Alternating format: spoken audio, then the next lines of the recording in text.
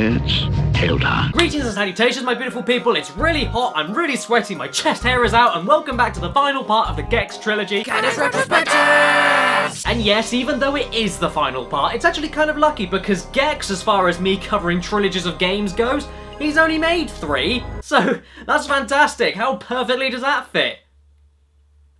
No, there weren't any others. No, there weren't. Not 2 Game Boy ones, no. So, Gexy baby. Sexy Gexy. Gecko, Becco, Gecko Black and Decker. I think it's safe to say that Gex 2 3D Rising Revenges of the Fallen Salvation Enter the Bruce Lee Revelations Gecko was, much like Mario, a successful and smooth as fuck transition from 2D to 3D. Revolutionary? No, especially for 1998, but still a very damn good, solid and damn good fun platformer and video game in general, and one that laid great foundations to expand. In fact, in many respects, I prefer Gex 3D to the first game, if only for the fact it's more memorable and I had a little bit more fun with it. Despite the positive impact this game left on the video gaming scene at the time though, well, at least the PS1 version, because the Nintendo versions were mixed to negative. Gex 3D didn't really leave that crazy of an impact. It was just kind of there. It sold well and it did well, but it just kind of happened. So yeah, even though Gex wasn't blowing up anytime soon, he still had 2 consistently good games under his belt. So you know what? Why not try at least one more game? And that's what Crystal Dynamics did exactly, for on March 1st, 1999, just over a year after Gex 2, Gex returned. And something tells me there was absolutely no intention for this to be Gex's last hurrah, but like I've said about the Gecko himself, times were moving on and I believe he just didn't really fit in as he may have done when he first hit the scene. Now, I said in the first part of this series that Gex 3 was the only Gex that I had the full game of, and it was the first Gex game that I ever played. Well, more specifically, I borrowed it from a friend and I finished it multiple times before giving it back to him. I remember absolutely adoring this game as a kid, and do you know something? After replaying it, yes, do you know something? I think this is the most solid game overall in terms of presentation and the way that it plays. But in terms of plot, I gotta be honest, even this game is starting to push it, and I must have been very easy to impress as a kid. So, story. Gex got his money for defeating Rez in Gex 2 and used that money to invest in his own secret agent service, which is actually pretty cool. He's also hired a butler named Alfred, but who cares? Deadly karate kick. He's watching TV yet again one day when all of a sudden some girl called Agent Cleavage, Agent Extra, intercepts his signal and tells him that Rez is back for no reason at all and has captured her to get to Gex. Without hesitation, Gex jumps in to save her, not before a couple of hideous innuendos because for some reason Gex is now sex-obsessed as well as money-obsessed, and he enters his newly funded Batcave-like lair within the media dimension to travel through different TV channels again, collect remotes again, use his tail to connect with Rez's face, and end everything. This story is lazy. And idiotic. And annoying! Although fuck it, we're playing this game for the playing, not the philosophy. I mean, are you about to question why the tank that you're driving can't run over fire hydrants? This was the dumbest game in the series by far, and even though all the FMV cutscenes are extremely unfunny and awkwardly paced, it's like some kind of B-movie in its execution, and it's the most entertaining because of that. And hey, maybe that was even intentional because of the TV and movie theme. I mean, think about it. The point of this game is that Rez comes back from literally fucking nowhere other than contractual obligations. He's kidnapped someone we've never known about until now, who is a secret agent played by a Playboy model, and yet is so useless that she needs a catchphrase-spewing gecko to save her life while she sits around and does fuck all other than tease him and display her Rubik's Cubes for the teenagers, and the goal of the game is to save her while making tons of innuendos towards her. It's so fucking bad, but because of that, it's amazing. It's basically a James Bond movie, but if Bond constantly told the girl of the movie that he was gonna go down on her as soon as he saves the world like it's on his fucking shopping list. Why Gex is now all of a sudden an awkward pervert remains to be said, and I honestly don't like that at all. It's far too cocky and annoying for about 80% of the game, but it's still entertaining with the sheer amount of shit they managed to get away with, especially for a game like this. Not to mention the US version of this game kept Dana Gould, and the PAL versions changed voice actors yet again. Oh god, why? Leslie Phillips was so good as a slimy reptile. Why the PAL versions of all the Gex games felt they had to change voice actors after every installment remains to be said, but you know something, in this game, for Gex's latest attempt of a voice, we have Danny John Jules doing the voice. Now, nothing against Danny John Jules at all, love the guy, he's an awesome guy, love him in Red Dwarf, even though I'm not the biggest fan of the show overall, love him in Red Dwarf, love him in Maid Marian and Her Merry Men, very funny, underrated show for kids, that needs to be seen and talked about more, and also very funny in Storymakers, he's the only thing that made that bloody baby show tolerable. But despite all of that, he wasn't given the best script for Gex in this game. It's pretty alright. It's pretty cold. I will use a siesta. I'm gonna find the guys that made Stargate and demand a refund. I've seen him!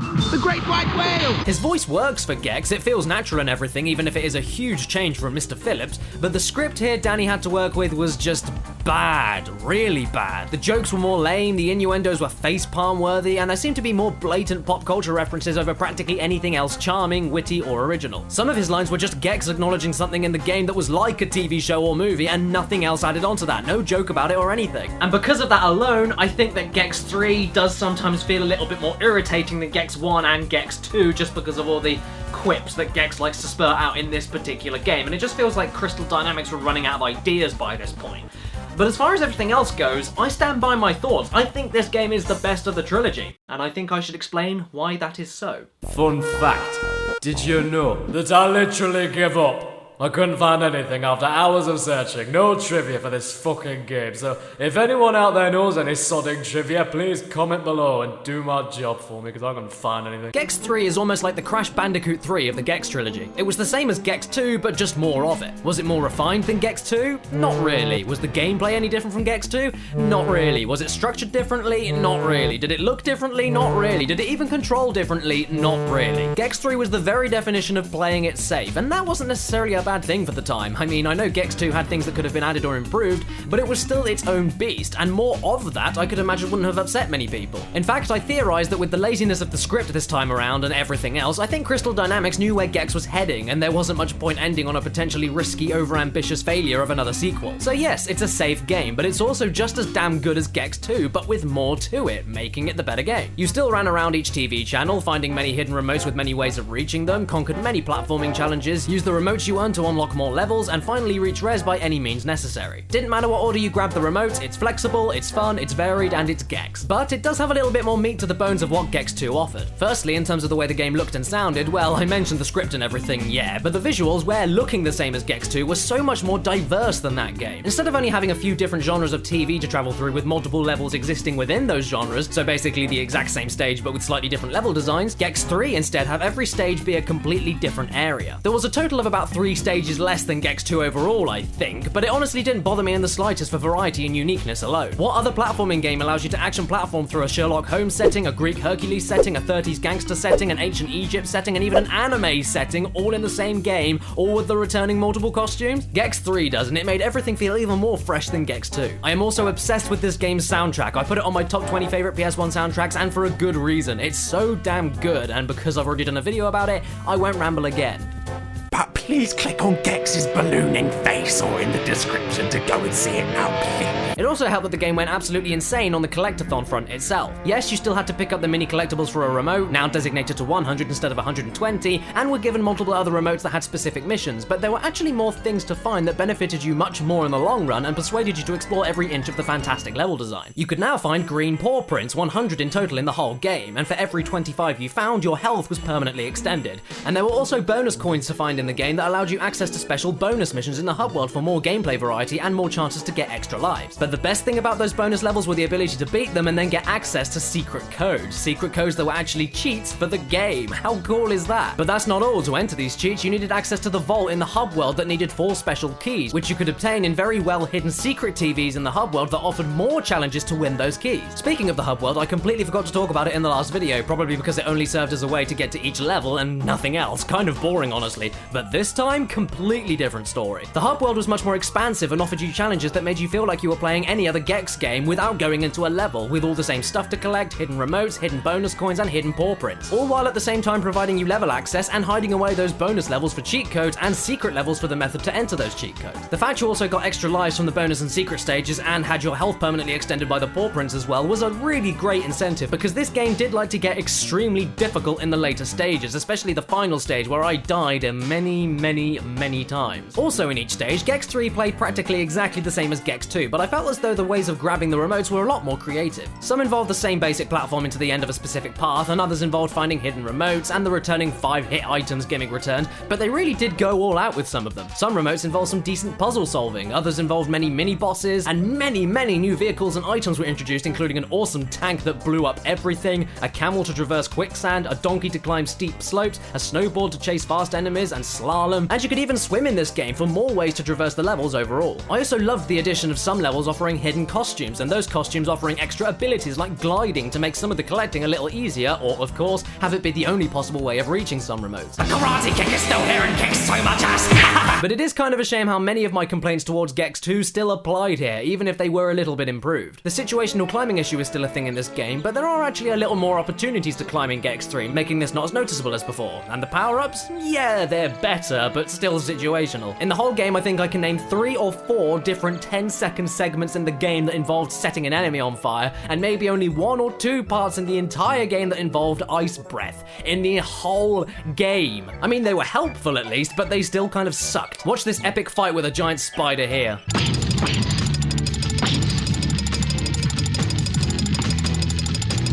Yeah, feel the power. And feel the power in the boss battles because they were all pathetic in this game. Apart from Rez, he was fucking great, thank God. Maybe the best Rez battle next to the original Gex, but the first 2 bosses? Oh my God, what the fuck happened? Not only were there less bosses, but they were all shit apart from the final one. And that was one of the most disappointing things about this game to me. Really weird. You had so much more to work with in Gex 2. You could have made some epic bosses, but no, boss 1, you just avoid and hit. And then boss 2, you just avoid and cannon and nothing hits you and everyone attacks so slowly and it's pathetic. It's like fighting a regular enemy. Even so, does Gex 3 Deep Cover Gecko hold up today?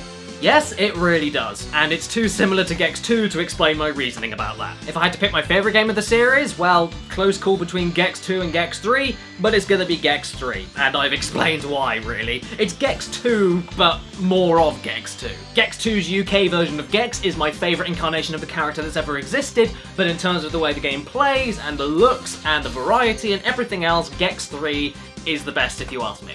And as far as everything after Gex 3 happened, well, he did just kind of disappear from public consciousness. I'm sure that the joke of a wisecracking Gecko 90s TV addict was getting old, and people were looking for a little bit more than what Gex offered other than his constant yapping. Luckily though, Gex's final farewell actually did the best out of all the other games, selling 6 million units worldwide, 3 million of which were all sold in 1999. Great job, guys. A lovely one to end if you ask me. And even though Gex vanished off of the face of the earth after 1999, apart from a cameo in 2000's Everybody's Golf 2, and the few books based on the games made up until that same year, Gex hasn't heard about anything for literally 15 years, good God. But funnily enough, despite this utterly monstrous hiatus and seemingly impossible return because of that, the future of Gex looks surprisingly promising. In February 17th, 2015, literally out of fucking nowhere, Square Enix left the Gex license completely open to any and all developers. They're taking pitch ideas as of the time of this video actually, so that's pretty cool. I'll link more info about that in the description, but yeah, letting Gex be made by people who bought and loved the game series in the first place and understand totally what other fans would want from a Gex game? Couldn't have it any other way, especially with the potential falling flat on its face ideas of pop culture references and stuff nowadays. Nothing will be happening anytime soon, I'm sure, but I'm still happy to see something being done. With the advent of games like Yooka-Laylee, mascot platformers may come back to their glory days yet again by the beloved and dedicated independent crowd that actually loved them in the first place. Not by the big stupid AAA companies that just want to make money. Anyway, to end this whole thing, Gex wins by defeating Rez yet again, and he ends up saving Agent Extra, or as she prefers to be called, Agent Extra sodding useless and lazy, and they head on back to Gex's mansion. She tells Gex more about what she went through, then another world-saving mission call from Alfred comes through, which Gex ignores, pretends the line is breaking, hangs up, and ends by telling Extra it's tail time. What does this mean? The screen cuts to black and we're left with this. Come here, you silly gecko. Oh, Gex. That's just lovely. Gecko on Playboy model. Didn't know that genre of porn even existed. Oh, who am I kidding? It's the fucking internet. You're all sick. And this game was 1999, so the people that made this were way ahead of their time in terms of different genres of pornography on the internet. And with that, Gex 3 anticlimactically ends in the exact same way that Gex 2 ended. But just with more gruesome detail than before that we really didn't need to know. And I mean, if you can continue the Gex saga with the ending of Gex 1, and hell, even the ending of Gex 2, then I'm sure it's not impossible to continue from Gex 3. Rez kept coming back out of nowhere and nothing truly ended, so meh. Good luck, you crazy devs. I'm interested to see what happens to Gex, but if it fails, I won't be that bothered either. The Gex trilogy stands on its own pedestal, and even though they aren't groundbreaking games by any means, they're still great to play even today, so I'm happy just leaving it here if everything should fuck up in a Gex 4. And if it doesn't get fucked up, well, cool. But that remains to be said, so yeah. Have fun with Gex, you hardworking developers, and I'll definitely check out whatever is made over the next few years.